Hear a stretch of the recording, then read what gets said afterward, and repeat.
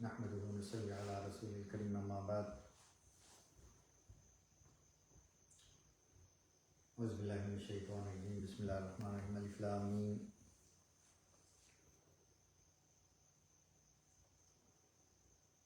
پچھلی 2 مرتبہ ہم نے قرآن فہمی کا ایک سلسلہ شروع کیا تھا جس میں یہ تھا کہ یہ قرآن جو اللہ تعالیٰ نے عربی زبان میں نازل کیا ہے اس کو ہم سمجھیں کہ اس میں لکھا کیا ہے۔ یہ دراصل جنت کی نیویگیشن ہے اور یہ سیدھا راستہ ہے، یہ ایک واحد راستہ ہے جو جنت میں لے جاتا ہے۔ اور ہماری زندگیاں ختم ہو جاتی ہیں 60 سال 70 سال 80 سال 100 سال، لیکن ہم اس کتاب میں کیا لکھا ہوا ہے اس کے لیے وقت نہیں نکالتے سمجھنے کے لیے۔ پچھلے 2 مرتبہ سورہ فاتحہ کے اوپر تفصیل سے پروگرام ہوئے تھے۔ آج سے اس سلسلے کو شروع کر رہے ہیں۔ اللہ سے دعا کیجیے کہ اللہ تعالیٰ اس کو ہماری زندگی میں ہی تکمیل تک پہنچائے اور اس پر عمل کرنے کی توفیق عطا فرمائے۔ کلام پاک کا آغاز الف لام میم سے کیا گیا۔ یہ حروف مقطعات ہیں، اور حروف مقطعات ان کو کہتے ہیں کہ جن کا مطلب اور معنی اور مفہوم اللہ تبارک تعالیٰ نے بیان نہیں کیا، نبی صلی اللہ علیہ وسلم نے بیان کیا۔ یہ اللہ اور اس کے نبی کے درمیان کوڈ ورڈز ہیں، کیا ہیں اللہ کو پتہ۔ لیکن ایک بات ظاہر ہے کہ قرآن کی ابتدا میں ہی انسان کی عقل کا صفایا کر دیا گیا کہ الف لام میم ذالک الکتاب، یعنی یہ وہ کتاب ہے کہ جو اللہ تبارک تعالیٰ کی طرف سے ہے، اور آپ کی سمجھ میں آئے یا آپ کی سمجھ میں نہ آئے۔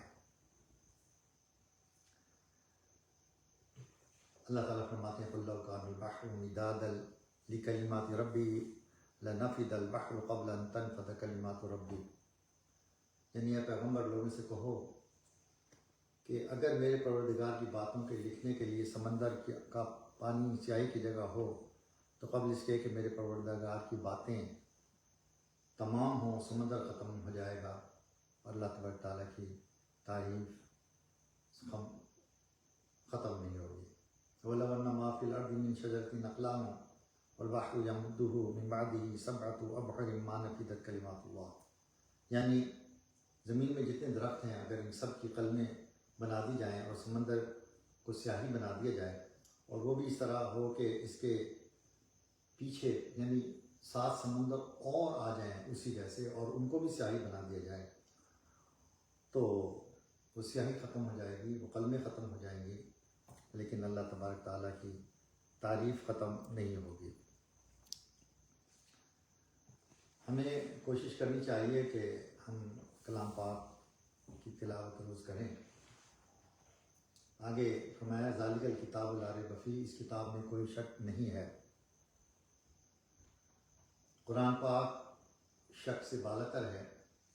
فرمایا وَإِن كُنتُمْ فِي رَيْبٍ مِّمَّا نَزَّلْنَا عَلَىٰ عَبْدِنَا، توریت انجیل اور قرآن کو دیکھیے کہ اصلی سے توریت اور انجیل اصلی سے مشکوک ہیں، کہ ان میں جو ان کے انٹرپریٹرز تھے توریت اور انجیل کے، انہوں نے اپنی باتیں اور اللہ کی باتیں خلط ملط کر دیں، اور اس سے یہ نہیں پتہ لگتا کہ کون سی بات اللہ کی ہے اور کون سی بات جو ہے وہ مفسر کی ہے۔ میں توریت اور انجیل کی بات کر رہا ہوں۔ قرآن پاک کو بالکل جدا کیا گیا، عربی کلام علیحدہ ہے، اس کے بعد اس کا ترجمہ اور اس کی تفسیر بیان کی گئی۔ ترجمہ کرنے والے کا نام علیحدہ ہے اور تفسیر کرنے والے کا نام علیحدہ ہے۔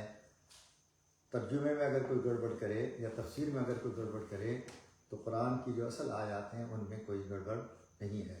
ھدی للمتقین، یہ راہ بتلاتی ہے ڈرنے والوں کے لیے۔ تقویٰ اصل میں جو ہے وہ پرہیزگاری کو کہتے ہیں۔ پرہیزگاری سے مراد یہ ہے کہ گناہوں سے بچنا، یعنی وہ امور جن کو اللہ اور اس کے رسول نے کرنے سے منع فرما دیا ہے، ان سے بچنا، تو اس کو تقویٰ کہتے ہیں۔ رسول اللہ صلی اللہ علیہ وسلم فرماتے ہیں بندہ حقیقی متقی نہیں ہو سکتا جب تک ان چیزوں کو نہ چھوڑ دے جن میں حرج نہیں۔ ان اولیاء الا المتقون، یعنی خدا کے ولی تو صرف پرہیزگار لوگ جو ہیں وہ ہیں۔ تو ہمیں متقی بننے کی کوشش کرنی چاہیے، اور لیکن ہمیں یہ نہیں کہنا چاہیے کہ ہم متقی ہیں۔ تو یہ کتاب جو ہے الف لام میم ذالک الکتاب لا ریب فیہ ھدی للمتقین، یعنی یہ ان کے لیے جو پرہیزگاری اختیار کرنے والے ہیں ان کے لیے یہ کتاب ہے۔ تو اب یوں اگر کہیں کہ جیسے انگلش بی اے کے لیے، اور کوئی بی اے کا اسٹوڈنٹ ہو اور اس کتاب کو پڑھے، اب اس نے بی اے تو نہیں کیا لیکن اس کتاب کو پڑھنے کے بعد اور امتحان پاس ہونے کے بعد وہ بی اے ہو جائے گا، اس کو بی اے کی سند مل جائے گی۔ اسی طریقے سے اس کتاب قرآن مجید کو پڑھنے کے بعد اور اس کو عمل کرنے کے بعد وہ متقی ہو جائے گا۔ لیکن تقویٰ اللہ اور بندے کے درمیان ہے، اور کوئی انسان اپنے آپ کو نہیں کہہ سکتا کہ میں متقی ہو گیا ہوں، پرہیزگار ہو گیا ہوں۔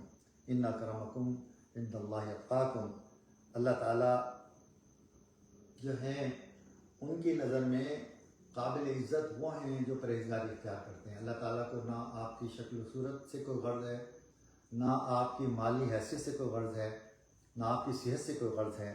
اگر غرض ہے تو یہ ہے کہ آپ کتنی پرہیزگاری اختیار کرتے ہیں۔ الذین یؤمنون بالغیب، یعنی وہ لوگ جو غیب پر ایمان لاتے ہیں۔ انشاءاللہ تعالیٰ یہاں سے آگے شروع کریں گے۔ اللہ تبارک تعالیٰ ہمیں کلام پاک کو پڑھنے، سمجھنے اور اس پر عمل کرنے کی توفیق عطا فرمائے۔ وآخر دعوانا الحمدللہ رب العالمین۔